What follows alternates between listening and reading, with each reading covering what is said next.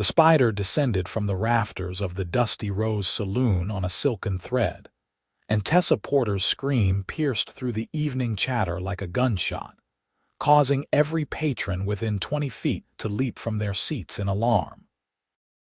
It was August 1878 in Georgetown, Colorado, and the silver mining town had seen its share of chaos, but nothing quite prepared the rough miners and gamblers for the sight of a young woman scrambling backwards so fast she upended 2 chairs and nearly toppled a table full of poker chips.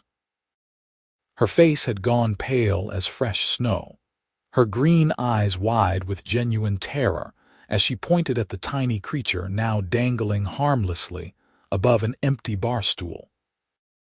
"Good Lord, Tessa, it's just a little spider," laughed Pete Henderson, one of the regular card players, slapping his knee as tears of mirth rolled down his weathered cheeks. "You'd think it was a grizzly bear the way you carried on. Get it away." Tessa gasped, pressing herself against the far wall, her heart hammering so hard she could feel it in her throat. "Please, someone just get it away from me." Martha Simmons, the saloon owner and Tessa's employer, shook her head with exasperation, though her expression held a trace of concern. "Girl, you've got to get over this fear. There are spiders everywhere in Colorado. Can't go running and hollering every time you see one." I know, Tessa said, her voice trembling despite her attempt to sound calm. "I just cannot help it. They terrify me something awful." More laughter erupted from the miners gathered near the bar, and Tessa felt her cheeks flush with humiliation. This was not the first time her phobia had caused a scene, and she knew it would not be the last. Ever since she was a child back in Philadelphia, when she had woken to find a large spider crawling across her face, she had been unable to overcome the paralyzing fear that seized her at the sight of the 8-legged creatures. Her father had tried everything to help her conquer it, from gentle exposure to stern lectures about being reasonable, but nothing had worked. And now here she was, 22 years old, making a spectacle of herself in front of half the town. "Someone ought to catch that poor thing before Miss Porter has a fit," called out another miner, and the group dissolved into fresh peals of laughter. Tessa blinked back tears of mortification, trying to regain her composure. She had come west 6 months ago after her father's death, hoping to start fresh and eventually save enough money to open her own boarding house. Martha had been kind enough to hire her as a serving girl despite her lack of experience, and Tessa had worked hard to prove herself worthy of that kindness. But moments like these made her feel like a foolish child rather than the capable, independent woman she aspired to be. The door to the saloon swung open with such force that it banged against the wall, and a hush fell over the room. Tessa looked up to see a man ducking slightly to clear the doorframe, his massive shoulders blocking out the evening light behind him. He stood well over 6 feet tall, with dark hair that fell past his collar and a thick beard that could not hide the strong line of his jaw. His arms, visible beneath the rolled-up sleeves of his worn cotton shirt, were corded with muscle that spoke of years of hard labor. He wore buckskin pants and heavy boots, and a hunting knife hung from his belt. His blue eyes swept the room with the cautious intensity of someone more accustomed to wilderness than civilization. "Heard a scream," the man said, his voice a low rumble that seemed to vibrate in Tessa's chest despite the distance between them. "Everything all right in here?" "Everything's fine, Dalton," Martha called out with a wave of her hand. "Just Miss Porter getting spooked by a spider again." "Nothing to worry yourself about." The man called Dalton turned his gaze toward Tessa, who was still pressed against the wall, and something in his expression shifted. Without a word, he crossed the room in long strides, his eyes tracking upward until he spotted the spider still hanging from its thread. In one smooth motion, he cupped his large hand around it, being careful not to crush the creature, and walked back toward the door. "Wait outside," he said quietly to Tessa as he passed her. "I will take care of this." Tessa did not need to be told twice. She hurried out into the cooling evening air, wrapping her arms around herself despite the warmth still radiating from the sun-baked buildings. Behind her, she could hear the renewed buzz of conversation and laughter from inside the saloon, no doubt at her expense. She closed her eyes and took several deep breaths, trying to calm the frantic beating of her heart. A moment later, Dalton emerged from the saloon, his hands now empty.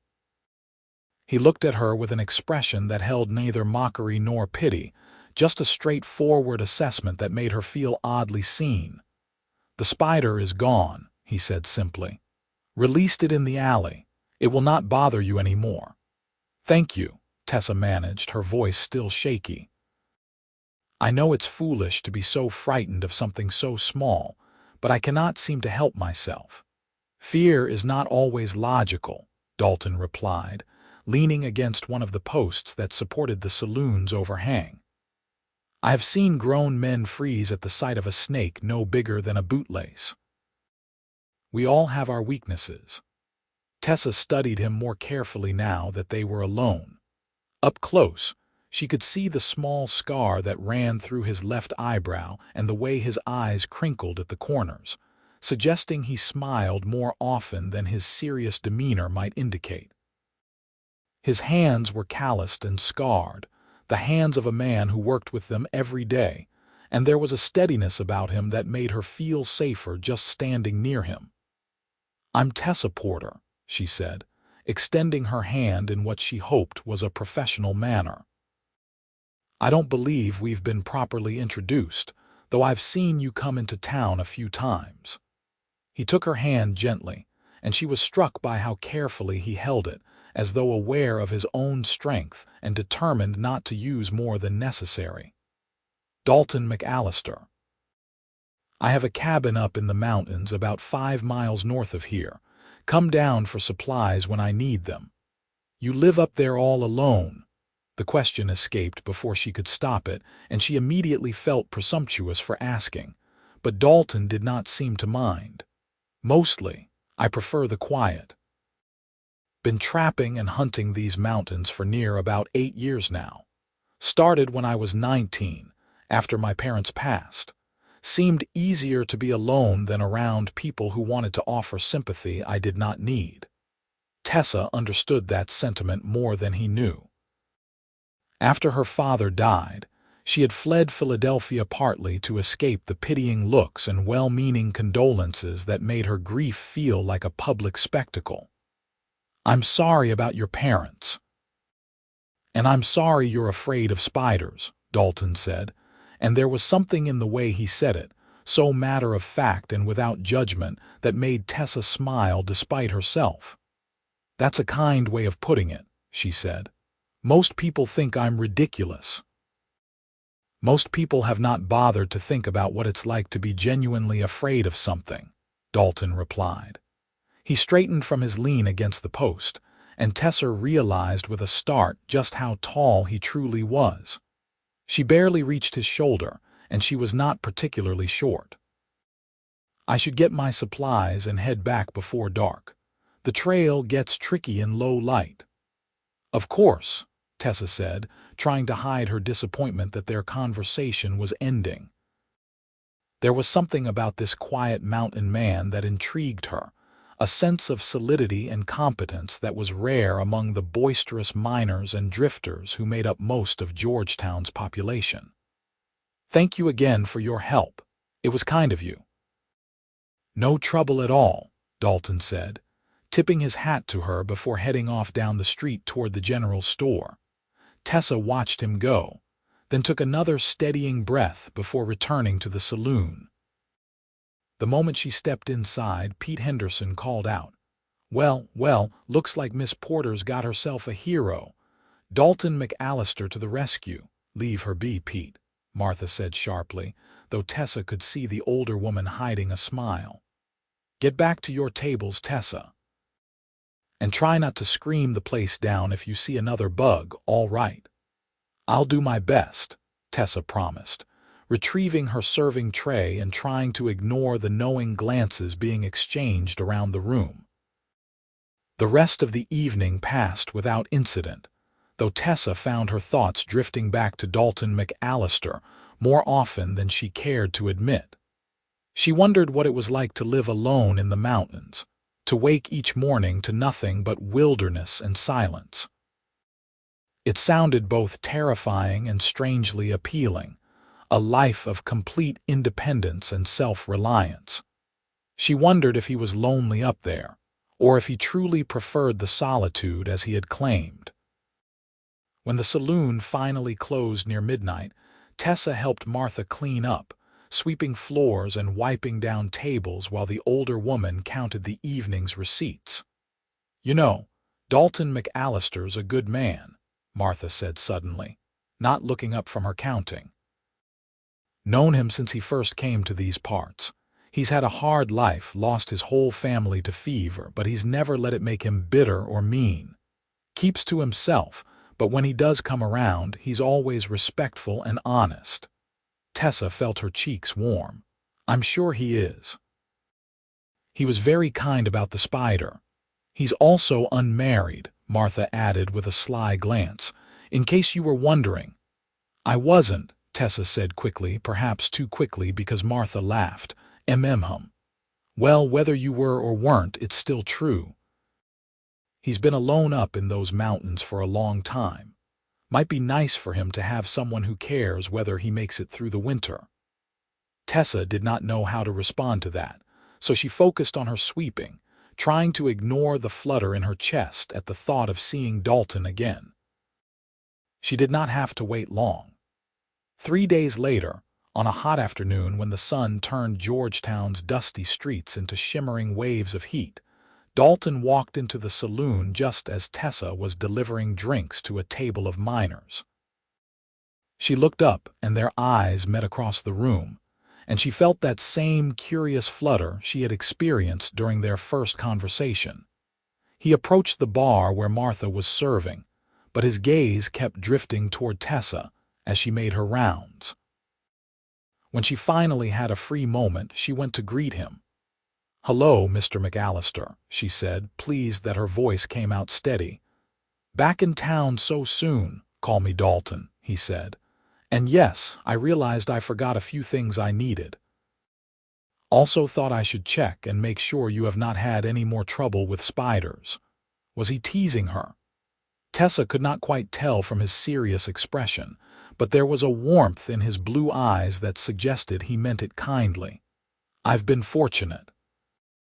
No spider sightings since you rescued me." "Good," Dalton said, and then seemed to struggle with what to say next. He cleared his throat. "I was wondering if you might like to take a walk when you finish working today. I know a spot by the creek where it's cooler, and I thought maybe you'd enjoy getting out of this heat for a bit." Tessa's heart leaped at the invitation, but she forced herself to consider it carefully. She knew almost nothing about this man, and a lifetime in Philadelphia had taught her to be cautious. Yet there was something about Dalton that felt trustworthy, and Martha's endorsement the other night had not been insignificant. The older woman was a good judge of character. "I finish at 5 o'clock, Tessa said. "I think I'd like that very much." The smile that broke across Dalton's face transformed him entirely, softening the hard edges and revealing a genuine joy that made Tessa's breath catch. "5 o'clock then. I'll wait outside." He was true to his word. When Tessa emerged from the saloon at 5, he was leaning against the hitching post, his hat tipped low against the afternoon sun. He straightened when he saw her, and they fell into step together, heading toward the eastern edge of town where the sound of rushing water promised relief from the heat. They walked in companionable silence for a while, leaving behind the noise of Georgetown for the quieter sounds of nature. The creek, when they reached it, was a ribbon of crystalline water tumbling over smooth stones, bordered by cottonwood trees that provided blessed shade. Dalton led her to a flat rock near the water's edge, and they sat down, the coolness of the stone seeping through Tessa's skirts. "This is beautiful," she said, trailing her fingers in the cold water. "How did you find this place?" "I've explored most of these mountains," Dalton replied, watching the play of light on the water. "When you spend as much time alone as I do, you learn where all the good spots are." "Do you really prefer being alone?" Tessa asked, genuine curiosity in her voice. "Or is it just easier than being around people?" Dalton was quiet for a long moment, considering his answer. "Both, I suppose. After my parents died, I found that being around people in town just reminded me of what I'd lost. Everyone wanted to talk about it, offer their condolences, tell me it would get easier. I did not want to talk about it. I wanted to work until I was too tired to think, and then sleep, and then wake up and do it all again. Up in the mountains, I could do that without anyone watching or commenting or trying to help." "I understand that," Tessa said softly. "When my father died, I felt like I was drowning in other people's pity. Coming west was my way of escaping it, I suppose. Though I must confess, I don't have your courage when it comes to solitude. The thought of being completely alone frightens me almost as much as spiders do." That earned her a small smile from Dalton. "Speaking of which, how long have you been afraid of them?" Tessa told him the story of waking up with a spider on her face when she was 7 years old, how it had been crawling toward her mouth when she finally felt it and screamed, how her father had come running, but the damage was already done. From that moment on, even the smallest spider sent her into a panic. "That must make life difficult," Dalton observed, "especially out here where there are spiders everywhere." "You have no idea," Tessa said with a rueful laugh. "I've screamed in the middle of the general store, during church services, and at least once a week at the saloon. People think I'm hysterical. People think lots of foolish things," Dalton said firmly. "You're not hysterical. You had a frightening experience and your body remembers it. That's not weakness, that's just being human." Tessa felt tears prick her eyes at his words. No one had ever put it that way before, had ever suggested that her fear was anything other than a character flaw to be overcome. "Thank you," she whispered. "That means more than you know." They sat by the creek for over an hour, talking about everything and nothing. Dalton told her about life in the mountains, about tracking elk through fresh snow and watching golden eagles hunt from his cabin's window. Tessa told him about Philadelphia, about her father's bookstore and the smell of old leather and paper that she still missed. She told him about her dream of opening a boarding house, creating a place where travelers and newcomers could feel welcome and safe. "You'd be good at that," Dalton said. "Making people feel welcome. You have a kind way about you." "I'm not sure the people at the saloon would agree, given how often I cause disruptions," Tessa said dryly. "They'll remember your kindness long after they've forgotten about the spiders," Dalton assured her. The sun was beginning its descent toward the western peaks when Dalton finally stood and offered Tessa his hand to help her up. "I should get you back to town before it gets too late. Don't want Martha thinking I've kidnapped you." They walked back slowly, neither of them eager to end the afternoon. When they reached the saloon, Dalton hesitated, then said, "I enjoyed this. Talking with you, I mean. I don't get much chance for conversation up in the mountains." "I enjoyed it too," Tessa said honestly. "Very much. Maybe I could come back in a few days. Take another walk if you'd like." "I'd like that a great deal." Dalton's answering smile made something warm bloom in Tessa's chest, a feeling she had not experienced since before her father's illness. She went to bed that night thinking about blue eyes and strong hands, and a man who did not think her fear made her foolish. True to his word, Dalton returned 3 days later, and then again 4 days after that. Soon, His visits to Georgetown became more frequent, and Tessa began to anticipate them with an excitement that both thrilled and frightened her. They would walk by the creek, or sometimes venture a little way up the mountain trails, always staying within sight of town, and they would talk for hours. Dalton told her about his childhood in Wyoming, about learning to hunt and trap from his father, about the fever that had taken both his parents within days of each other. Tessa shared her own grief, her memories of her father's slow decline and the helpless feeling of watching someone she loved slip away. "You're easy to talk to," Dalton said one evening as they sat on their favorite rock by the creek. "I've told you things I've never told anyone else." "You're easy to talk to as well," Tessa replied. "I feel like I can be myself around you, fear of spiders and all." "Speaking of which," Dalton said, his expression turning thoughtful, "I've been meaning to ask you something. My cabin up in the mountains has a beautiful view of the valley, and there's a meadow nearby that's full of wildflowers this time of year. I thought maybe you'd like to see it. We could make a day of it, bring a picnic." Tessa's first instinct was to agree immediately, but she hesitated. "Your cabin, Dalton, I don't think that would be proper, if anyone found out." "I understand," Dalton said quickly. "I should have thought about how it might look. I just wanted to share it with you, but I don't want to damage your reputation." Tessa could see the disappointment in his eyes, and it matched her own. The truth was, she wanted to see where he lived, wanted to understand that part of his life that he described with such obvious love. But Martha had warned her when she first arrived in Georgetown that a woman's reputation was a fragile thing, easily broken and nearly impossible to repair. "Maybe someday," she said softly, "when the circumstances are different." Dalton nodded, understanding the implication.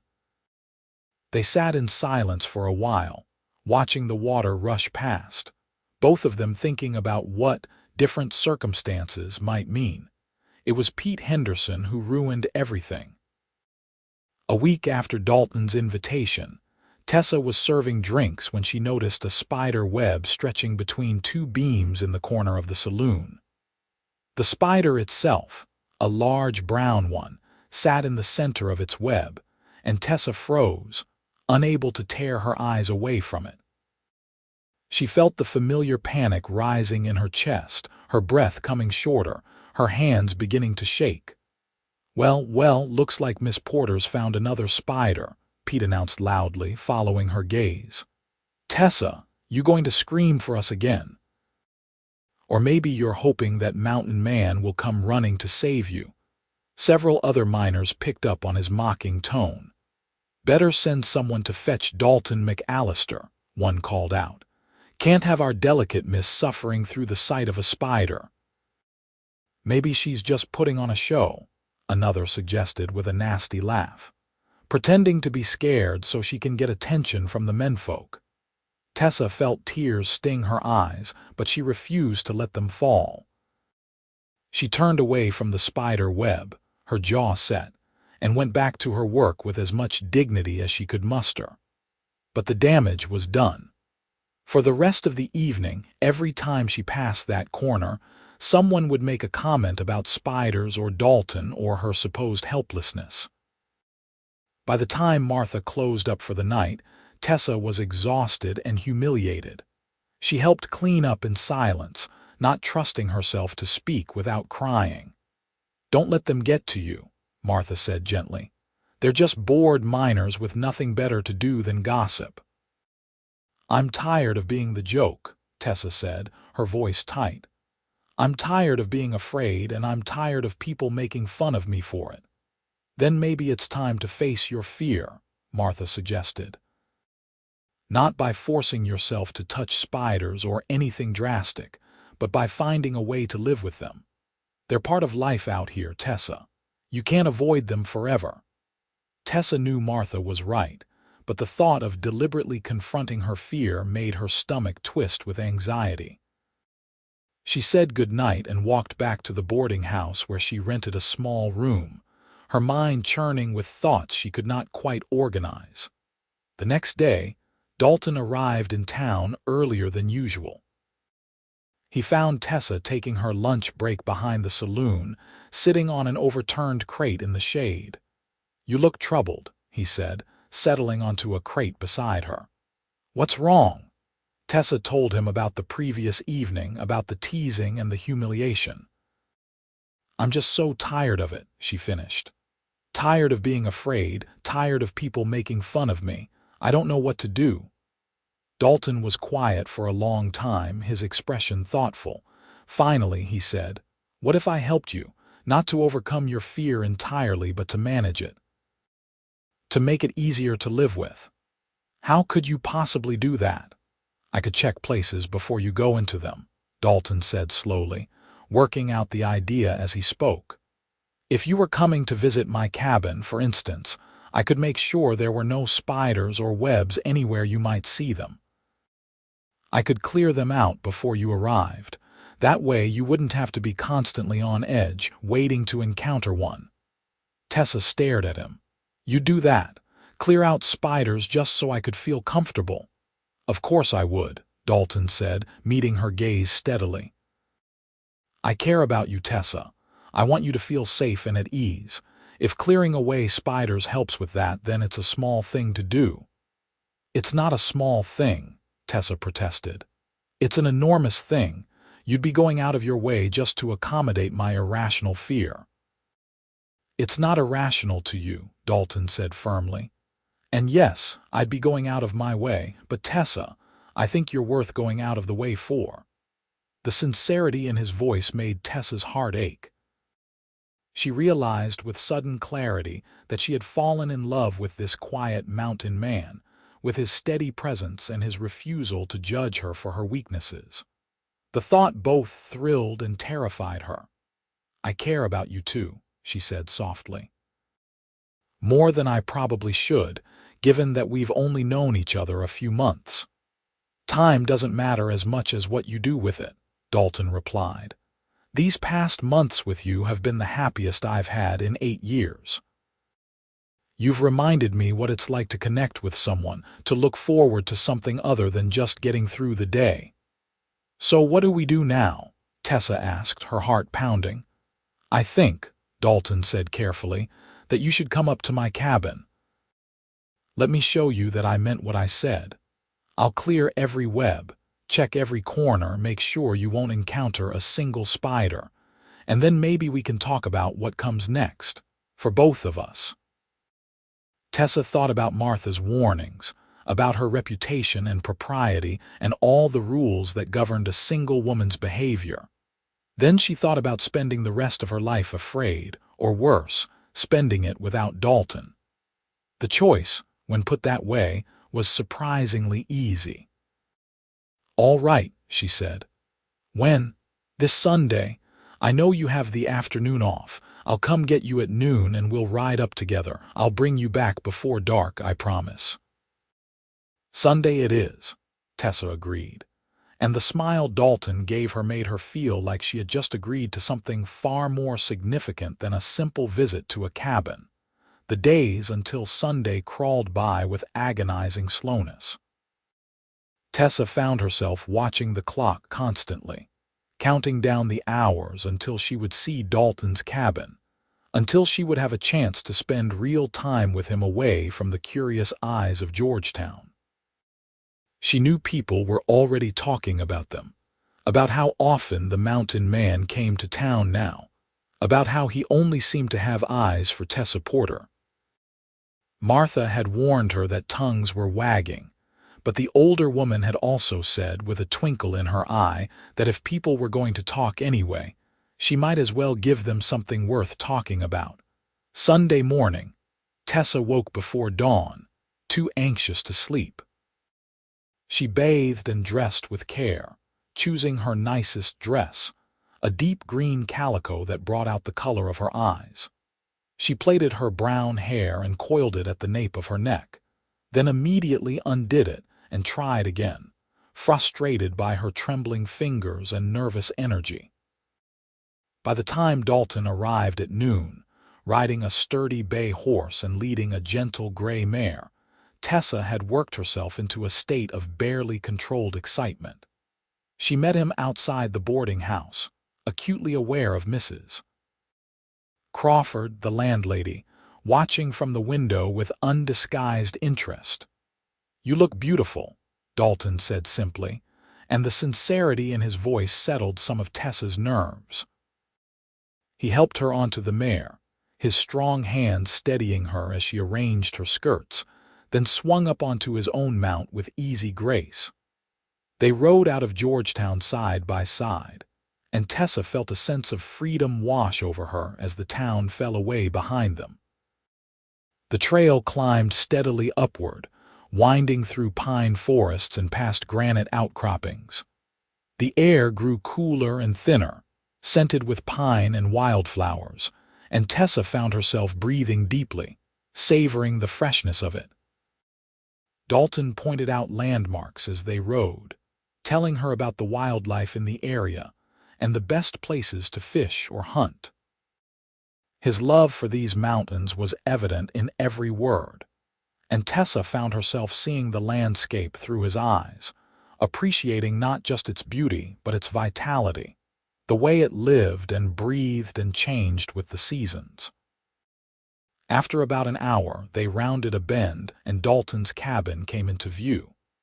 It was larger than Tessa had expected, built from sturdy logs with a stone chimney rising from one end. It sat in a natural clearing, with the forest pressing close on three sides and the fourth open to a breathtaking view of the valley below. Wildflowers dotted the meadow that stretched out from the cabin's front door, creating a riot of color against the green grass. "Oh, Dalton," Tessa breathed. "It's perfect." "I'm glad you think so," he said, and she could hear the pleasure in his voice. "I've spent the last 3 days making sure it's ready for you." He helped her dismount, then led both horses to a small corral beside the cabin. Tessa stood in the meadow, slowly turning to take in the view from all directions. She could see Georgetown far below, a cluster of buildings barely visible through the trees. Above and around her, the mountains rose in majestic peaks, some still capped with snow despite the summer heat. "Come inside," Dalton said, offering his arm. "I want to show you what I've done." The cabin's interior was simple but well made. A large stone fireplace dominated one wall with a cooking area set up beside it. A handmade table and chairs occupied the center of the single large room, and a bed was tucked into the far corner, separated from the main space by a curtain. Shelves lined the walls, holding supplies and tools and a surprising number of books. Everything was scrupulously clean, and Tessa noticed immediately that there were no cobwebs in any of the corners, no dust gathered in dark spaces where spiders might hide. "I checked every inch," Dalton said, following her gaze. The corners, the rafters, under the bed and furniture, behind the books. I found 7 webs and removed them all, and I've sealed up the gaps where spiders usually get in, so you shouldn't see any new ones forming. Tessa felt tears prick her eyes at the care he had taken, at the hours he must have spent preparing this space for her. "You really did this all for me. I told you I would clear every web before you saw it," Dalton said softly. "I meant it, Tessa. Not just for today, but for always, if you'll let me." Tessa turned to face him fully, seeing the hope and vulnerability in his expression. This strong, capable man who had lived alone for 8 years was offering her something precious, something he had not offered anyone else. He was offering her his heart, his protection, his home. "Dalton," she began, hardly knowing what to say. "Let me finish," he said gently. "I know we haven't known each other long by conventional standards, and I know I'm not an easy man to love. I've been alone for so long that I've forgotten some of the social graces, and I'm rough around the edges in ways that might embarrass you. But Tessa, these past months with you have shown me that I don't want to be alone anymore. I want to wake up each morning knowing you're beside me. I want to share this view with you, this life. And yes, I want to protect you from spiders and anything else that frightens you, because making you feel safe makes me happy." Tessa's tears spilled over now, tracking down her cheeks. "You don't embarrass me. You never have. You're kind and thoughtful, and you see me, really see me in a way no one else ever has. And I don't want to be alone either. I came west looking for a fresh start, and I found so much more than that. I found you."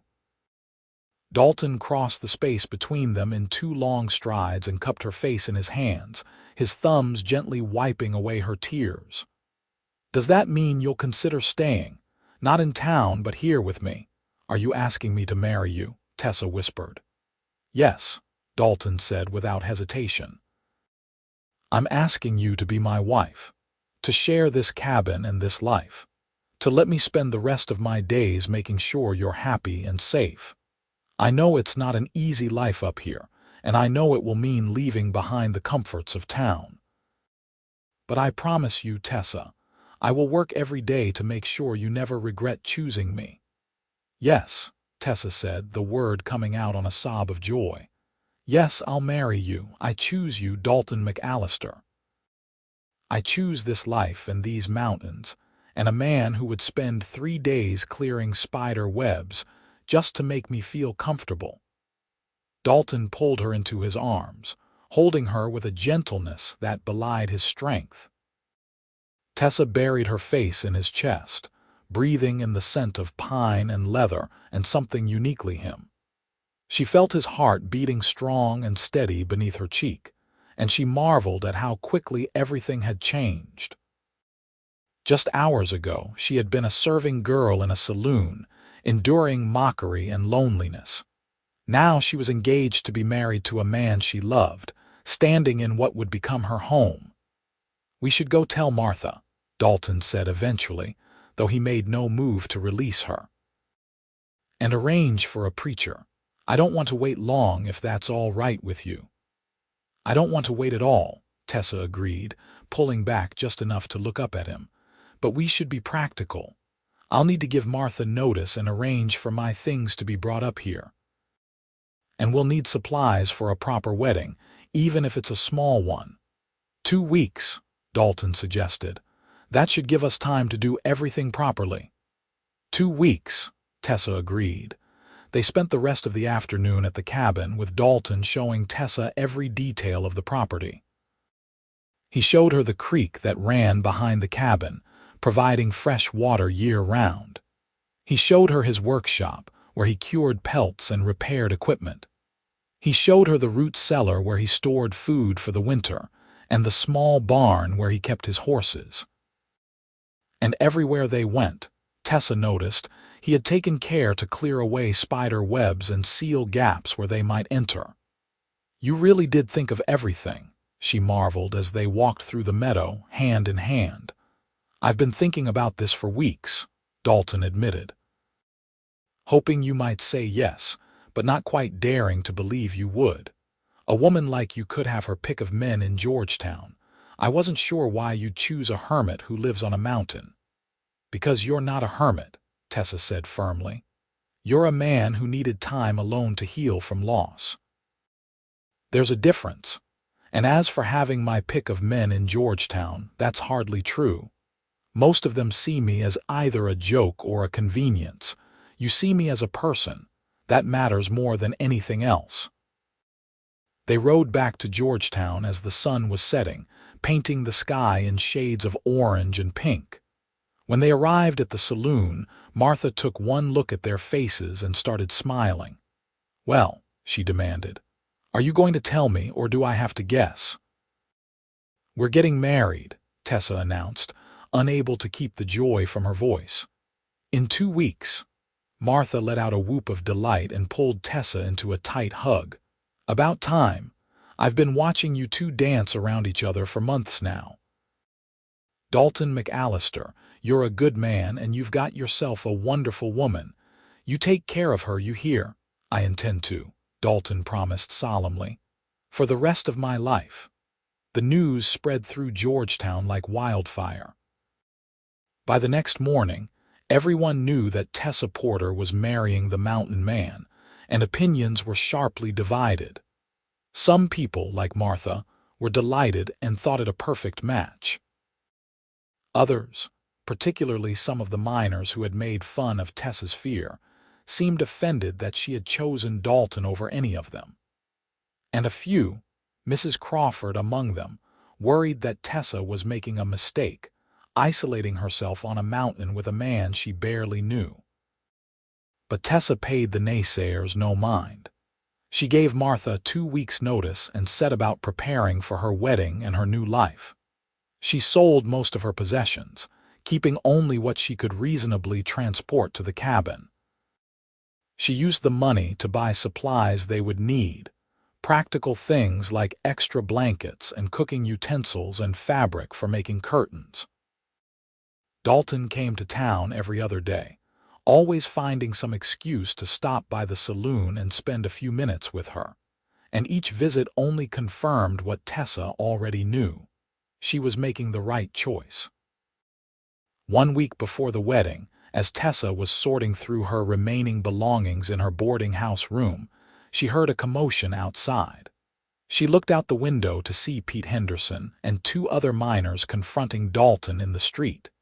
"You think you're better than the rest of us," Pete was saying, his voice loud and belligerent. "Coming into town and stealing away the prettiest girl here." Tessa's heart seized with fear. She grabbed her shawl and ran downstairs, reaching the street just as Dalton was responding. "I'm not stealing anyone," Dalton said calmly, though Tessa could see the tension in his shoulders. "Tessa made her own choice, and I'm honored she chose me. If you have a problem with that, it's between you and your own pride, not between you and me." "Maybe she doesn't know what she's choosing," one of the other miners said. "Maybe she needs to be reminded that there are other options." "That's enough," Tessa said sharply, stepping between Dalton and the miners. "I know exactly what I'm choosing. I'm choosing a man who treats me with respect and kindness. A man who sees my fears as something to help with, not something to mock. If you had shown me half the consideration Dalton has, maybe I would have looked at you differently. But you didn't. You made fun of me and treated me like entertainment. So don't stand there now and pretend you care about my well-being. You care about your wounded pride, nothing more." Pete's face flushed dark red. "You'll regret this, mark my words. When you're stuck up on that mountain with no one but him for company, you'll wish you'd stayed in town where you belong." "I doubt that very much," Tessa said icily. "Now, if you'll excuse us, I have a wedding to prepare for." She took Dalton's arm and walked away with her head held high, leaving the miners grumbling in the street. Once they were out of earshot, Dalton let out a long breath. "Thank you for defending me," he said, "though I was prepared to handle them myself if needed." "I know you were," Tessa said. "But they needed to hear it from me. They needed to understand that this is my choice, made freely and happily." "You're a fierce woman, Tessa Porter," Dalton said with admiration. "I'm a lucky man." "We're both lucky," Tessa corrected, "and in 1 week we'll be married." The week passed in a blur of activity. Martha threw Tessa a small party at the saloon, inviting the women of Georgetown who had been kind to her. They gave her practical gifts for her new life: jars of preserves, warm socks for winter, seeds for a garden. Mrs. Crawford, despite her reservations, gave Tessa a beautiful quilt she had made herself, admitting that perhaps living on a mountain with a good man was better than living in town alone. Dalton, meanwhile, made final preparations to the cabin. He built additional shelves for storage, repaired the roof where it had been leaking slightly, and constructed a proper chicken coop so they could have fresh eggs. And every single day, he checked for spider webs and cleared them away, determined to keep his promise. The wedding took place on a Sunday afternoon in late September, when the aspen trees were turning gold, and the air had the first crisp bite of autumn. The ceremony was held in Georgetown's small church, with Martha standing up as Tessa's witness, and a fellow trapper named Samuel Morris standing up for Dalton. The preacher kept it simple and heartfelt, and when Dalton slipped a simple gold band onto Tessa's finger, she felt tears of happiness spill down her cheeks. "I love you," Dalton said softly, just before he kissed her. "Thank you for choosing this life with me." "I love you too," Tessa whispered back. "Thank you for being patient with my fears." The kiss sealed their union, and the small gathering of well-wishers erupted in applause. Martha had arranged for a small reception at the saloon, with food and music and dancing. Tessa, who had expected to feel nervous or overwhelmed, found herself simply happy. She danced with Dalton, his strong arms guiding her through the steps, and she felt like she was exactly where she belonged. As the sun began to set, Dalton whispered in her ear, "Ready to go home?" "Yes," Tessa said without hesitation. "Take me home." They rode up the mountain trail in the gathering dusk, and this time when they reached the cabin, it truly felt like coming home. Dalton had lit lanterns inside, filling the space with warm, golden light. He had picked wildflowers and put them in a jar on the table, a simple but touching gesture. And on the bed, he had spread a new blanket, clearly purchased just for this occasion. "Welcome home, Mrs. McAllister," Dalton said, lifting Tessa into his arms and carrying her across the threshold. Tessa laughed, wrapping her arms around his neck. "I could get used to this." That night, as they lay together in the narrow bed, Tessa felt a peace she had never known before. Dalton held her close, his strong body curled protectively around hers, and she listened to the sounds of the mountains settling in for the night. The wind in the pines, the distant call of an owl, the crackle of the dying fire. "Are you happy?" Dalton asked quietly. "Happier than I ever imagined I could be," Tessa replied honestly. "Are you?" "More than words can say," Dalton said, pressing a kiss to her hair. "Sleep now, my love. Tomorrow we start our life together." The first weeks of marriage were an adjustment for both of them. Tessa had to learn the rhythms of mountain life, the daily tasks that kept them fed and warm and safe. Dalton taught her how to tend the chickens, how to preserve meat, how to read the signs of changing weather. In turn, Tessa brought comfort to the cabin that had been missing during Dalton's years alone. She made curtains for the windows, cooked meals that were more elaborate than his usual fare, and filled the space with laughter and conversation.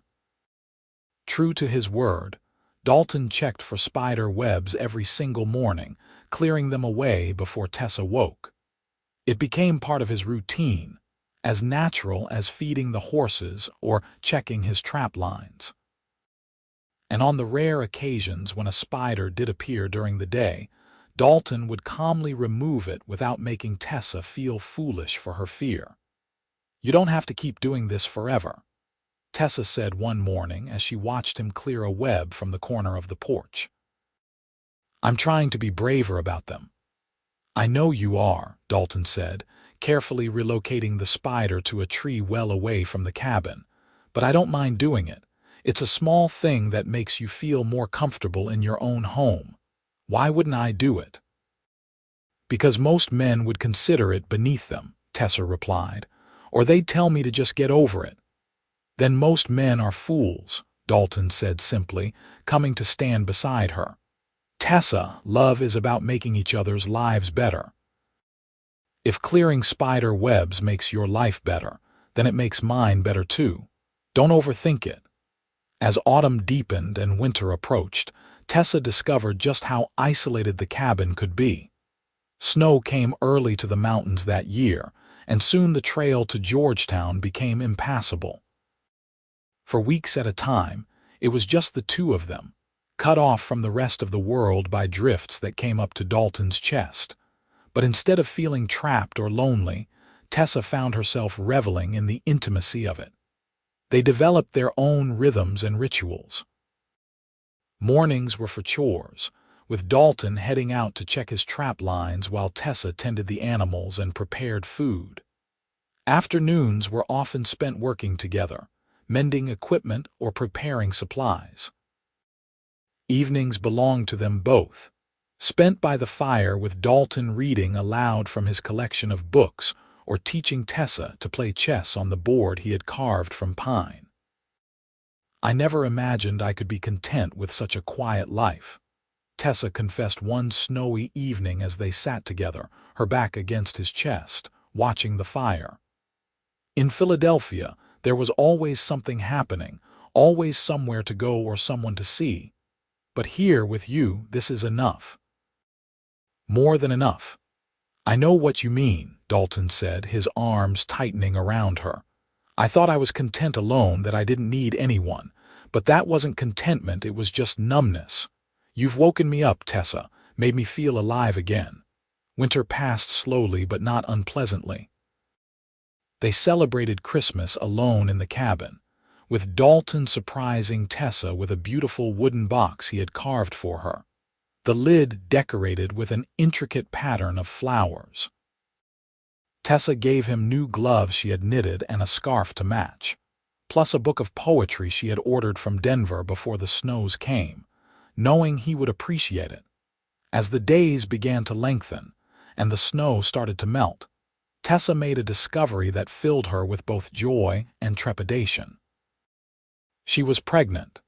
She had suspected it for a few weeks, but had not been certain until the morning sickness became undeniable. She waited for the right moment to tell Dalton, choosing an evening when he seemed particularly relaxed and content. They had finished dinner and he was working on repairing a leather harness while she mended one of his shirts. "Dalton," she said, setting down her sewing, "I have something to tell you." He looked up immediately, perhaps hearing something in her tone. "What is it? Are you all right?" "I'm fine," Tessa assured him quickly. "Better than fine, actually. I'm pregnant. We're going to have a baby." For a moment, Dalton simply stared at her, his expression unreadable. Then his face split into the widest smile she had ever seen, and he was across the room in an instant, pulling her into his arms. "A baby," he said, his voice rough with emotion. "Tessa, are you sure?" "As sure as I can be," she said, laughing and crying at the same time. "Probably due sometime in late summer, I think." Dalton kissed her thoroughly, then pulled back to look at her with wonder. "We're going to be parents. I'm going to be a father." "Are you happy?" Tessa asked, though she could see the answer in his eyes. "Happy doesn't begin to cover it," Dalton said. "Overwhelmed, terrified, excited beyond measure, all of those things at once." The pregnancy progressed smoothly through the spring, though Tessa found the morning sickness challenging and the isolation sometimes difficult. As her belly grew, Dalton became even more protective, insisting on doing all the heavy work and constantly checking to make sure she was comfortable. He built a cradle from smooth pine, sanding it until it was soft as silk, and Tessa spent her afternoons sewing tiny clothes and blankets.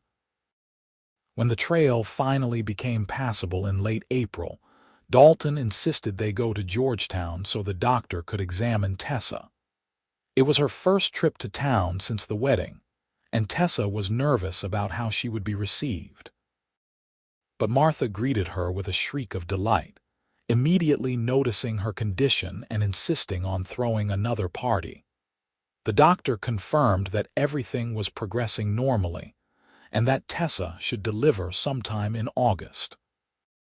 He gave them instructions on what to watch for and what supplies they should have on hand, though he warned them that if there were any complications during labor, getting help quickly would be difficult given their isolation.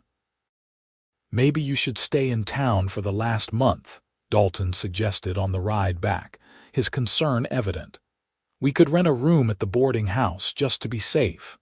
But Tessa shook her head firmly. "I want our baby born in our home, Dalton, in the cabin we've made together." "I'll be fine and you'll be there." That's all I need." As summer arrived, bringing warmth and wildflowers to the mountain meadow, Tessa found herself nesting in earnest. She cleaned every corner of the cabin, organized and reorganized their supplies, and made Dalton check multiple times that he had cleared all the spider webs. Her fear of spiders had not disappeared with pregnancy, but she found it easier to manage knowing that Dalton was always vigilant on her behalf. In late July, as Tessa entered her 9th month, Martha came up to the cabin to stay for a few weeks.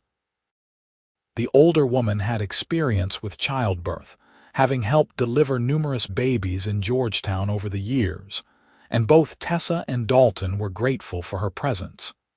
"You've made a good life up here," Martha said one afternoon as she and Tessa sat on the porch, shelling peas. "I'll admit, I had my doubts at first, worried you'd get lonely or regret leaving town. But you're happy, aren't you?"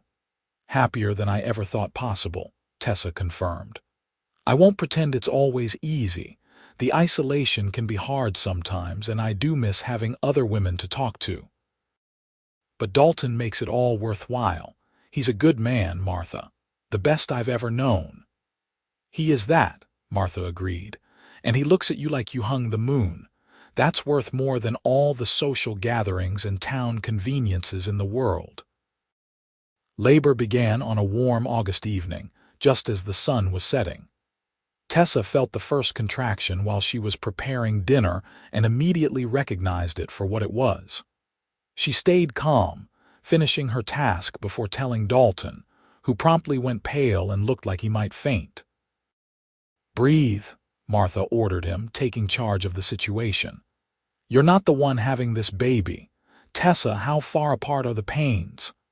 "That was the first one," Tessa said, gripping the edge of the table as another contraction hit, stronger than the first. "Never mind, here's the second."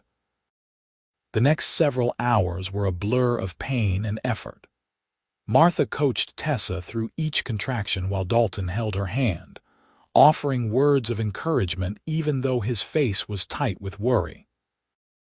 Between contractions, Tessa found herself thinking absurdly about spiders, about how Dalton had promised to clear every web, about how he had kept that promise every single day since they married. It seemed to symbolize something larger, his willingness to protect her from the things that frightened her, his dedication to making her feel safe. Finally, as the first light of dawn was breaking over the mountains, their son was born. He came into the world with a lusty cry that filled the cabin, and when Martha placed him in Tessa's arms, still red and squalling, Tessa felt her heart expand with a love she had not known was possible. "He's perfect," she whispered, counting tiny fingers and toes. "Dalton, look at him. Our son." Dalton leaned over them both, his eyes bright with tears. "He's beautiful. You're beautiful. Thank you, Tessa. Thank you for giving me this."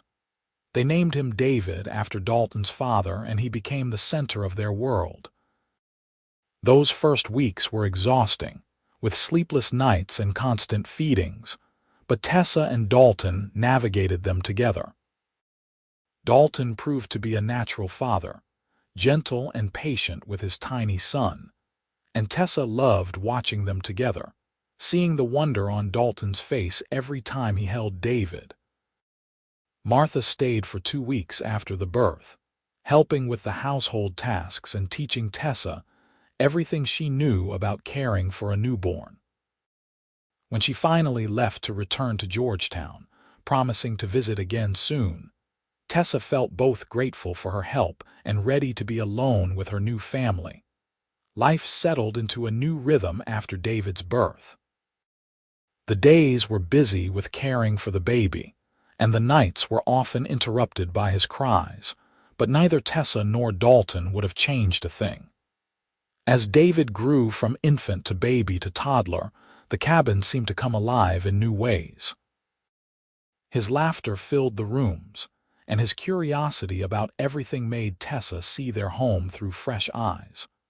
Dalton continued his practice of clearing spider webs every morning, but now he did it for David too, checking the baby's cradle and play area with extra vigilance.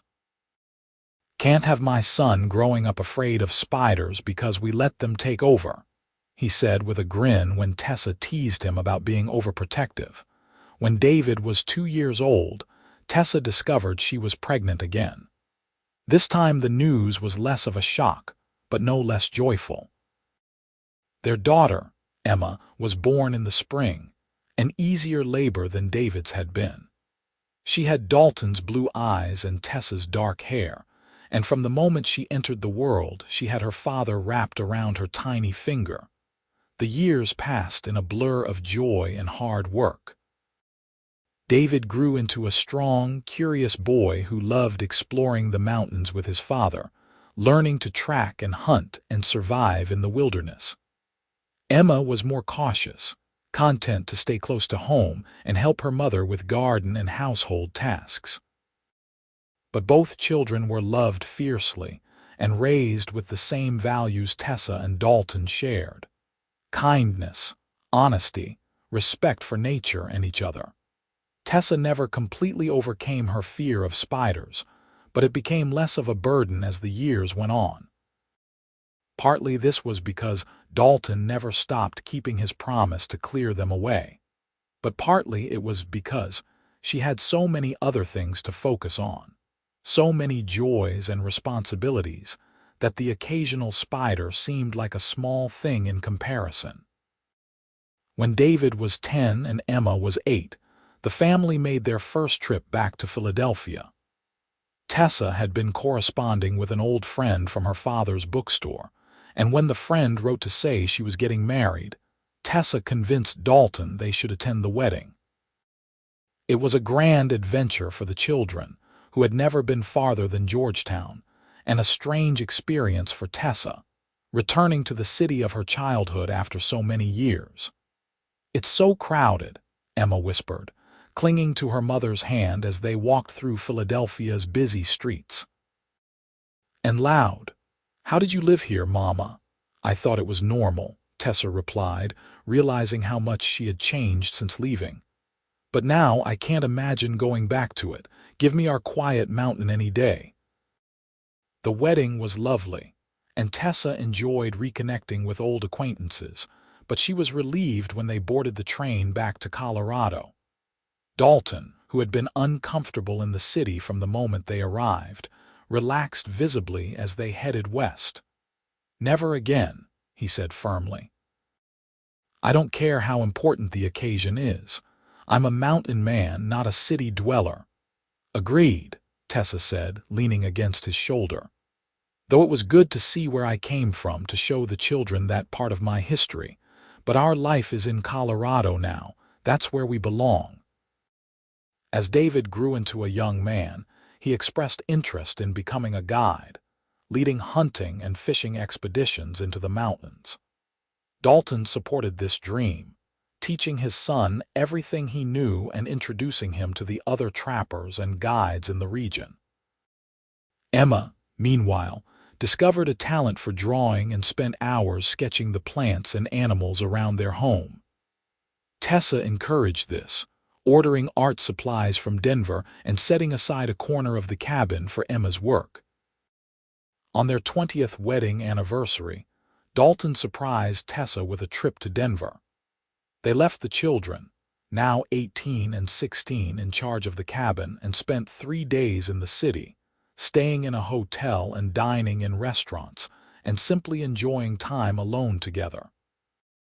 "Do you ever regret it?" Dalton asked one evening as they walked through Denver's streets.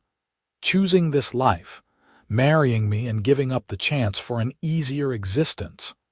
Tessa stopped walking and turned to face him, placing her hands on either side of his face. He was 50 years old now, his hair and beard shot through with silver, his face lined from years of sun and weather. But his blue eyes were still as clear and honest as the day she met him, and she loved him more deeply than she had 20 years ago. "Not for a single moment," she said firmly. "Dalton, You gave me everything I needed: love, safety, a home, a family. You kept your promise to clear every web, and that wasn't just about spiders.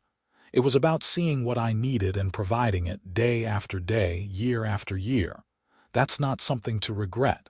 That's something to celebrate. I love you, Tessa McAllister, Dalton said, pulling her close. More now than ever. And I love you, Tessa replied. Thank you for making me brave enough to choose this life. They returned to the cabin to find that David had successfully handled a small emergency with one of the horses, and Emma had completed a series of drawings that took Tessa's breath away. Their children were growing up, becoming capable adults who would soon forge their own paths. The thought filled Tessa with both pride and sadness. They'll leave eventually, she said to Dalton one night after the children had gone to bed. David already talks about moving to Georgetown to establish his guide business, and Emma has mentioned wanting to study art in Denver. We always knew they would, Dalton said, though his voice held the same melancholy Tessa felt. We raised them to be independent and strong. Now we have to let them go. I know, Tessa said, but the cabin will feel so empty without them. Then we'll fill it with other things, Dalton said, pulling her close. Grandchildren, eventually, and visits from friends and each other. We managed 20 years of marriage while raising children. I think we can manage the rest of our lives with just the two of us. David did move to Georgetown the following year, setting up a successful guide service that quickly gained a reputation for excellence. He returned home frequently, often bringing clients who wanted to hunt or fish in the high country around his parents' cabin. Emma stayed home for 2 more years before accepting a position as an illustrator for a nature magazine in Denver. She promised to visit often and to send her drawings home so her parents could see her work. The cabin was indeed quieter without them, but Tessa and Dalton found new rhythms. They took long walks through the mountains, sometimes camping out under the stars like they were young again. They spent evenings reading aloud to each other or simply sitting in companionable silence, enjoying the peace they had built together. And yes, Dalton still cleared spider webs every morning, a habit so ingrained after more than 2 decades that he did it without thinking. When Tessa was 52, David brought home a young woman named Sarah and announced that they were engaged. The wedding took place at the cabin, with friends and family traveling from Georgetown and beyond to celebrate. Watching her son marry made Tessa nostalgic for her own wedding day, for the young woman she had been and the mountain man who had promised to clear every web. "What are you thinking about?" Dalton asked, coming to stand beside her as the celebration wound down. "Us," Tessa said. "How young we were, how scared I was of so many things, and how you made it all better just by being you." "You made yourself better," Dalton corrected gently. "I just helped clear the path." Emma married 2 years later, choosing a fellow artist who appreciated her talent and supported her career. Her wedding was in Denver, a larger affair than David's, but no less joyful. Both weddings were followed by the arrival of grandchildren. And suddenly, the cabin that had seemed too quiet was once again filled with the sounds of children's laughter during visits. Tessa discovered that being a grandmother suited her perfectly. She loved spoiling the grandchildren, teaching them songs and stories, and watching Dalton's face light up when the little ones climbed into his lap. He was patient and playful with them, building them toys from wood and taking them on gentle walks to see deer and rabbits. "You're wonderful with them," Tessa told him after one particularly energetic visit from David's 3 children. "They're easy to love," Dalton replied. "They have your spirit and your kindness. How could I not adore them?" As they grew older, Tessa and Dalton both slowed down. The mountain winters seemed harder, the summers shorter. But they adapted, accepting help from David and Emma when it was offered, and finding joy in simpler pleasures. Tessa's fear of spiders had mellowed over the years into a mere discomfort, but Dalton never stopped his morning routine of checking for webs. It had become less about the spiders themselves and more about the ritual of caring for her, of keeping his promise. On their 40th wedding anniversary, their children and grandchildren gathered at the cabin for a celebration. The grown children had arranged for a photographer to come up from Georgetown, and Tessa found herself standing in front of the cabin with Dalton, surrounded by their family, trying to hold still for the camera. 40 years, she marveled as they posed. How did that happen? One day at a time, Dalton said, his arm around her waist. One cleared web at a time. After the photograph was taken and the celebration was in full swing, David pulled his parents aside. "Emma and I have been talking," he said. "We want you to know that when the time comes, when living up here gets too difficult, you're welcome to come stay with either of us. We'll take care of you the way you took care of us." "That's very kind," Tessa said, touched by the offer. "But I think we'll stay right here for as long as we're able. This cabin, this mountain, this is where we belong." "We just want you to know you have options," Emma added. "We worry about you being so isolated, especially as you get older." "Don't worry about us," Dalton said firmly. "We've survived 40 years up here. I think we can manage a few more." And they did. They managed through Dalton's 70th birthday and Tessa's 68th. They managed through a particularly brutal winter that saw them snowed in for 3 solid months. They managed through the small aches and pains that came with age, supporting each other and adapting as necessary. Tessa was 70 when she noticed Dalton moving more slowly than usual, favoring his left side. When she questioned him about it, he admitted he had been having some chest pains but insisted it was nothing serious. Tessa, terrified of losing him, convinced him to make the journey to Georgetown to see the doctor. The diagnosis was grim. His heart was failing, weakened by decades of hard labor and high-altitude living. "How long?" Dalton asked the doctor bluntly. "Hard to say," the doctor replied. "Could be months, could be years. You should take it easy, avoid strenuous activity.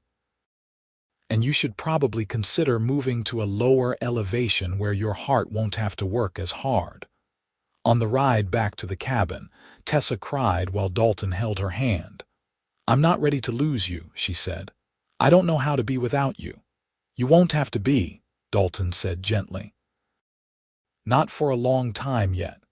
I'm too stubborn to die any time soon, and besides, I still have webs to clear. I made you a promise, remember?" "I release you from that promise," Tessa said through her tears. "You've kept it faithfully for 40 years. That's enough." "It will never be enough," Dalton said. "I'll keep clearing webs for you until my last breath, Tessa. That's just who I am."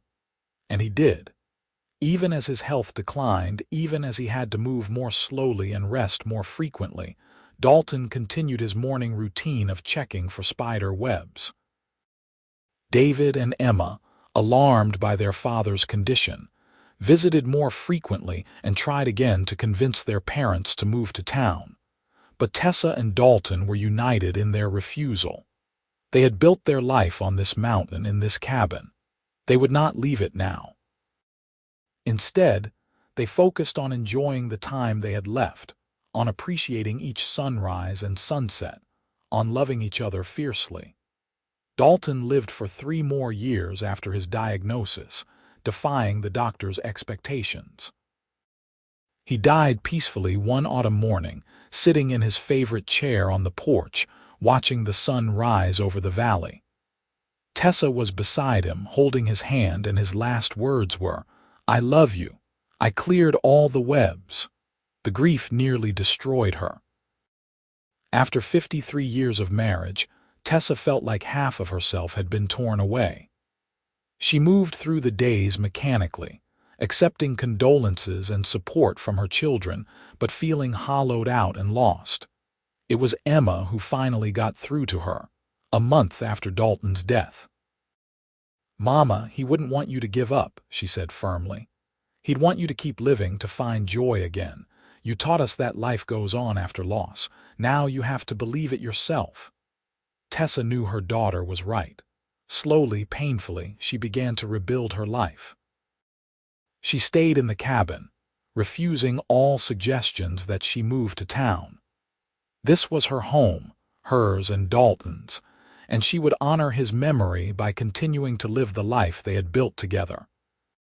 She took up drawing, inspired by Emma's talent, and filled sketchbooks with images of the mountains and the cabin and the life she had shared with Dalton.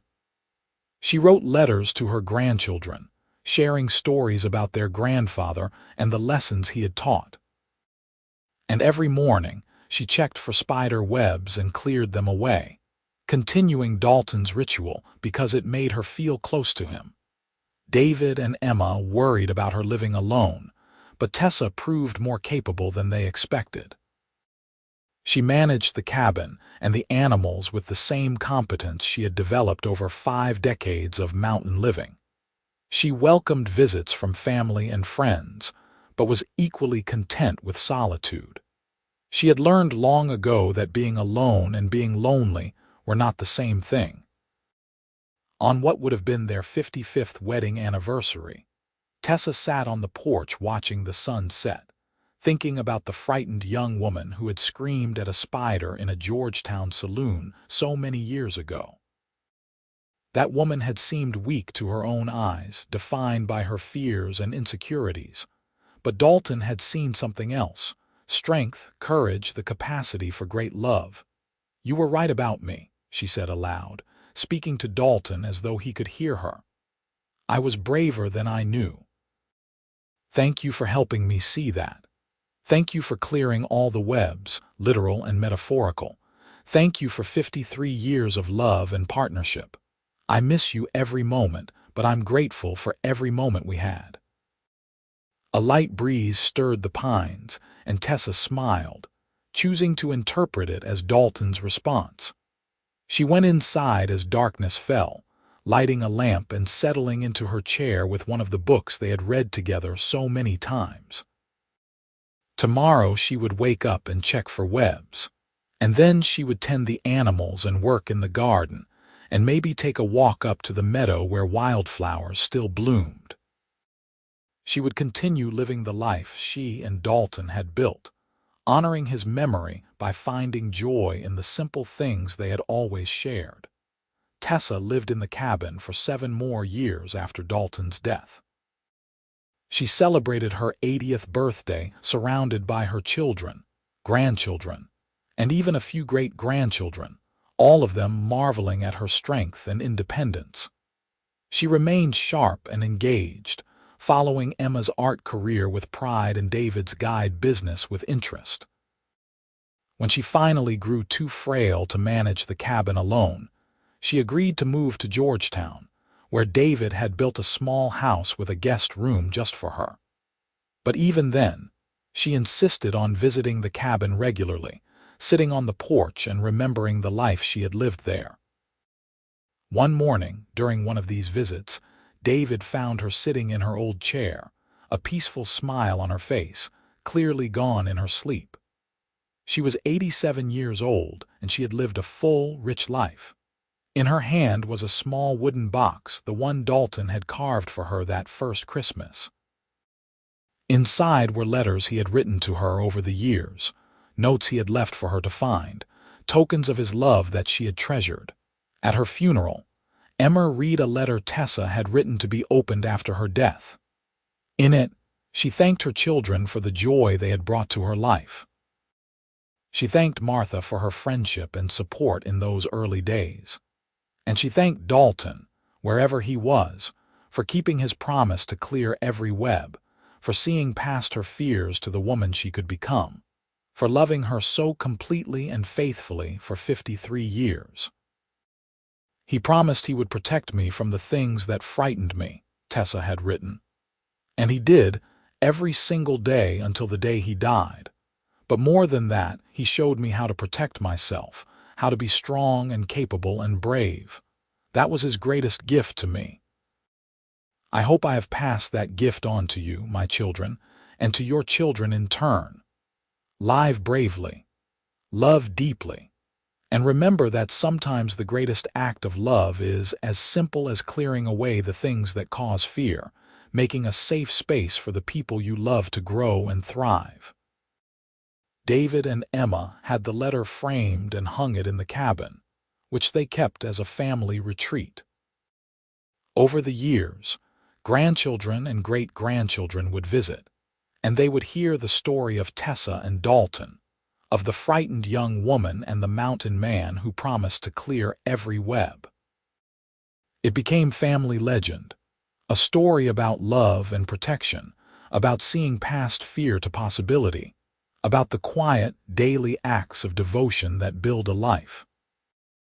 And in the cabin, every morning, whoever was staying there would check for spider webs and clear them away, continuing a tradition that had begun more than 6 decades earlier. It was their way of honoring Tessa and Dalton, of remembering that love is not always grand gestures and dramatic declarations. Sometimes love is patient and practical, clearing the path so the people you care about can walk forward without fear. The mountains stood eternal, witness to the lives that unfolded in their shadow. The cabin remained, weathered but strong, a testament to the life 2 people had built together. And somewhere in the eternal cycle of seasons, in the wind through the pines and the rush of the creek, the love story of Tessa and Dalton continued, an enduring reminder that true love means protecting the people you care about from the things that frighten them, no matter how small or insignificant those things might seem to others. It was a simple promise. I will clear every web before you see it. But in that simplicity lay a profound truth about love, devotion, and the courage it takes to build a life with another person. Tessa and Dalton had understood that truth, had lived it every day of their long marriage, and in doing so, they had created something beautiful and lasting that would inspire generations to come.